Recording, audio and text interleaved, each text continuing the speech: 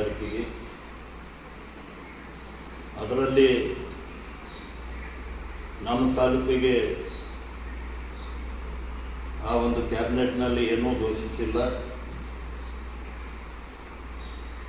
BR ಪಾಟೀಲರು ಮುಖ್ಯಮಂತ್ರಿಗಳ ಸಲಹೆಗಾರರಾಗಿ ಈ ಭಾಗದ ಶಾಸಕರಾಗಿ ಅನೇಕ ಕೆಲಸಗಳನ್ನು ತರಬೇಕಾಗಿತ್ತು. ಒಂದನ್ನು ಕೂಡ ಇವತ್ತು ಈ ಭಾಗಕ್ಕೆ ಆಳಂದಕ್ಕೆ ಬಂದಿಲ್ಲ. ಹೇಳ್ತಾರೆ ಈ ಹೋದ ಎಲೆಕ್ಷನ್ಗಿಂತ ಮೊದಲನೇ ಎಲೆಕ್ಷನ್ದಾಗ 200 ಕೆರೆಗಳು ಮಾಡ್ತೀನಿ ಅಂತ ಹೇಳಿದರು. ಆದ್ರೆ ಈಗ 2ನೇ ಸಲ ಆಚೆ ಬರೋದು ಅವ್ರು ಹೇಳಿದ ಬಳಿಕ ಒಂದನ್ನು ಕೆರೆ ಮಾಡಲಿಲ್ಲ. ಅಲ್ಲದೆ ನಮ್ಮ ಪಿರಿಯಡ್ದಲ್ಲಿ ಸೆಕ್ಷನ್ ಆದಂಥ ಗೌಲ್ಗ ಕೆರೆ ಅದರ ಹಣವನ್ನು ತೆಗೆದು ಬೇರೆ ಕೆಲಸಕ್ಕೆ ತಗೊಂಡಿದ್ದಾರೆ. ಅನೇಕ ರೋಡ್ಗಳು ಮಳೆಯಲ್ಲಿ ಬಂದಿವೆ. ಅನೇಕ ಈ ಭಾಗದ ಒಂದು ಕೆಲಸಗಳು ಆಗಬೇಕಾಗಿತ್ತು. ಆದ್ರೂ ಕೂಡ ಈ ಒಂದು ಸಚಿವ ಸಂಪುಟದಲ್ಲಿ ಮಾಡಲಿಲ್ಲ. ಮೊದಲು ಹೇಳಿದ ಹಾಗೆ ಇಲ್ಲಿವರೆಗೆ ಅವರ ಅನುದಾನ ಏನೂ ಬಂದಿಲ್ಲ.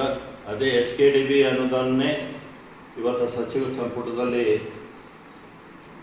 ಹೇಳಿ ಸರ್ಕಾರದಿಂದ ಏನೂ ಅನುದಾನ ಕೊಟ್ಟಿಲ್ಲ ಅಂತ ಅನ್ನಿಸ್ತದ. ಮತ್ತು ಅವರು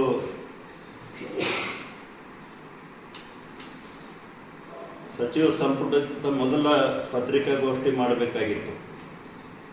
ಆದರೆ ಸಚಿವ ಸಂಪುಟ ಆದ ಬಳಿಕ ಪತ್ರಿಕಾಗೋಷ್ಠಿ ಮಾಡಿದ್ದಾರೆ. ಈ ಸಚಿವ ಸಂಪುಟ ಕಲಬುರಗಿಯಲ್ಲಿ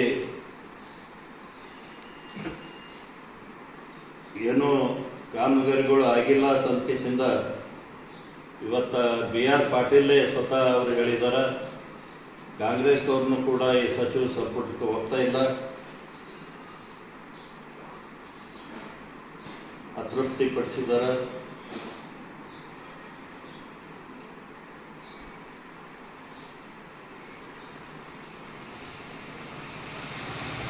ಮತ್ತು ಸಚಿವ ಸಂಪುಟದಾಗ ಪ್ರಭಾವಿ ಶಾಸಕರು ಸಚಿವರ ಆ ಒಂದು ಕ್ಷೇತ್ರಕ್ಕೆ ಹೆಚ್ಚಿನ ಅನುದಾನ ಕೊಟ್ಟಿದ್ದಾರೆ. ಇದು ಈ ಸಚಿವ ಸಂಪುಟ ನಡೆದಕ್ಕೆ ಒಂದು ಖಂಡನೆ ಮಾಡಿ ಇವತ್ತು BR ಪಾಟೀಲರು ಬಹಳಷ್ಟು ಯೋಜನೆಗಳು ತರಬೇಕಾಗಿತ್ತು, ತಂದಿಲ್ಲ ಅಂತ ಹೇಳಬೇಕು. ವೀಕ್ಷಕರೇ, ಈ ವಿಡಿಯೋ ನಿಮಗೆ ಇಷ್ಟ ಆಗಿದ್ರೆ ಈ ಕೂಡಲೇ ಸಬ್ಸ್ಕ್ರೈಬ್, ಕಮೆಂಟ್, ಲೈಕ್ ಮಾಡಿ ಹೊಸ ವಿಡಿಯೋಗಳನ್ನು ಮಾಡಲು ಬೆಂಬಲವನ್ನು ನೀಡಿ.